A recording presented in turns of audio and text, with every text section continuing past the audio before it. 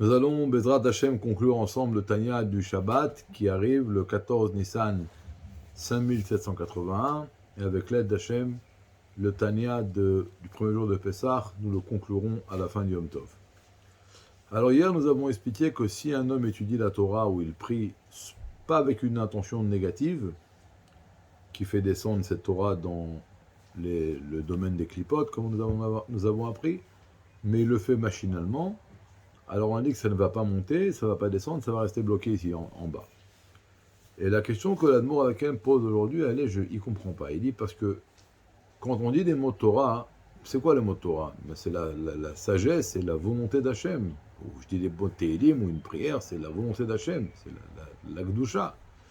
Et donc, puisque c'est la volonté d'Hachem, et Hachem et sa Torah, Hachem et sa volonté sont une seule chose, ça aurait dû monter chez Dieu automatique. Pourquoi est-ce que ça nécessite que je rentre dans cela, j'associe à ces mots de Torah ou ces mots de prière ou à cette bénédiction? Pourquoi ça nécessite que j'y associe mon sentiment d'amour ou de crainte? Pourquoi, a priori, puisque c'est la volonté d'Akadosh Baruch Hu, et que Dieu et sa volonté et sa Torah sont une seule chose, ça aurait dû monter automatiquement chez Akadosh Baruch Hu. Alors la réponse, elle est comme ça, on va le dire rapidement, et on va essayer de façon la plus claire possible. On a expliqué plusieurs fois que la différence qu'il y a entre les mondes supérieurs et inférieurs, c'est dans deux domaines, la quantité et la qualité. Quand on parle de quantité, on parle de lumière. Combien de lumière il y a? Est-ce que la lumière se dévoile ou est-ce qu'elle se rétracte? Ça, c'est dans la quantité. Et après, il y a une différence dans la qualité. Pourquoi dans la qualité? Après qu'il y ait déjà un niveau de lumière, peu importe quelle intensité, est-ce que cette lumière est dévoilée ou est-ce qu'il y a un voile sur cette lumière? Alors, on a expliqué que plus on va descendre dans un monde inférieur, il va y avoir un changement dans les deux niveaux. Dans la quantité, tzimtzum, rétraction, et ester, dans la qualité. Après que cette lumière s'est rétractée, il y aura en plus un voile dessus. On a dit que notre monde à nous, il est le plus bas dans les deux domaines. Dans le domaine de la qualité et dans le domaine de la quantité. Parce que dans notre monde, la lumière va se rétracter au maximum, et en plus, le peu de lumière qui reste, il est complètement voilé. À un tel point que la lumière s'est rétractée, et elle se voile, qu'elle va s'habiller dans des choses qui sont faire vivre le monde, qui est la klipat noga, à un tel point que ça va même s'habiller dans des choses impures, faire vivre un animal non cachère ou n'importe quoi, une boîte de nuit ou un truc qui est complètement contre la volonté d'Hachem. Et bien même là-bas, la vitalité divine s'habille, elle fait vivre l'endroit et à chaque seconde. Alors, parmi cette clipa là qui va recevoir sa vitalité de la lumière divine, parce qu'elle s'est tellement rétractée, elle se cache tellement, eh bien il y a également notre âme animale, notre âme vitale. Elle fait partie aussi de cette klipat noga qui reçoit sa vitalité 24 heures sur 24, 7 jours sur 7, et tout au long de l'année, jusqu'à qu'un homme, de la lumière divine qui s'est rétractée et qui se voile.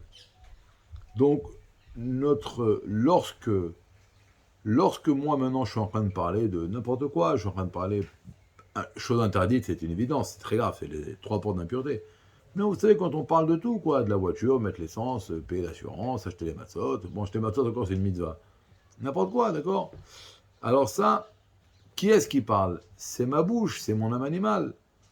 Alors là, on a deux problèmes. On a un problème que la divinité est complètement rétractée. Parce que je parle de n'importe quoi. Maintenant, lorsque je vais parler de mots de Torah, avec ma bouche, ou une bracha, ou des télim, alors là, il va y avoir une chose extraordinaire. Le voile n'est plus là.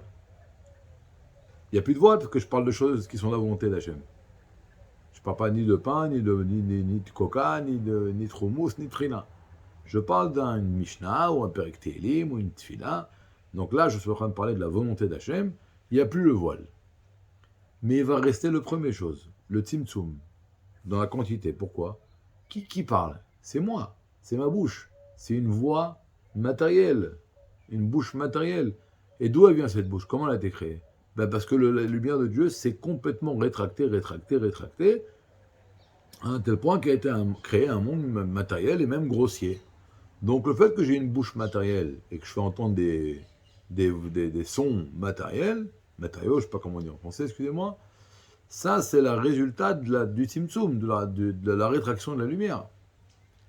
Alors puisque le membre qui est en train de dire les mots de Torah, c'est moi, donc ma bouche, qui est le résultant de la rétraction de la lumière, alors c'est pour ça que les mots qui vont sortir de ma bouche, comme ils sont dits par une... C'est des mots de Torah cependant, mais ils sont dits par une bouche matérielle. Alors, ce côté matériel-là, qui est la conséquence directe du Tzimtzum, de la rétraction de la lumière, c'est ça qui va empêcher les mots de Torah ou les Tehilim ou la prière que je suis en train de faire de monter chaque année. Et c'est pour ça que c'est indispensable que je rentre dans ces mots un sentiment d'amour et de crainte pour Hachem. Parce qu'à ce moment-là, je vais faire pénétrer dans l'aspect matériel, qui est la bouche, les sons matériaux, je vais faire rentrer une dimension spirituelle. Et c'est cette dimension spirituelle qui va permettre aux mots de Torah ou de prière, ou que je suis en train de dire, de monter chez Akadosh.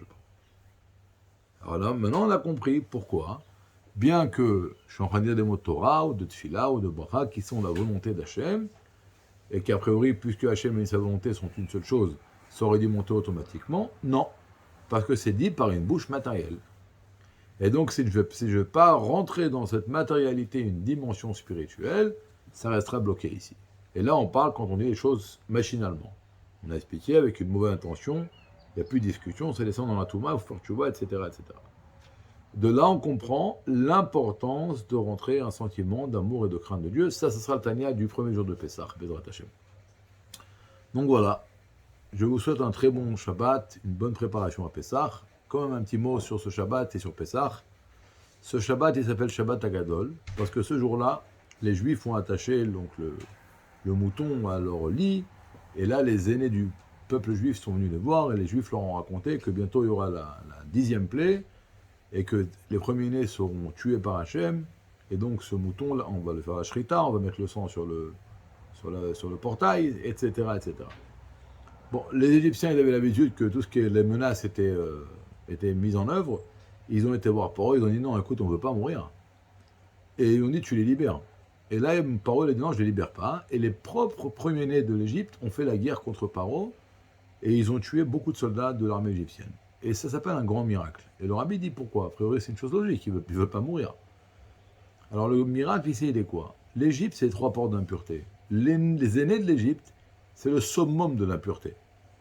Et eux-mêmes, ils ont commencé à œuvrer pour libérer le peuple juif. Eux-mêmes, ils ont commencé à œuvrer pour que la volonté de Dieu soit accomplie. Et c'est ce qu'on appelle qu'il n'y a pas une plus grande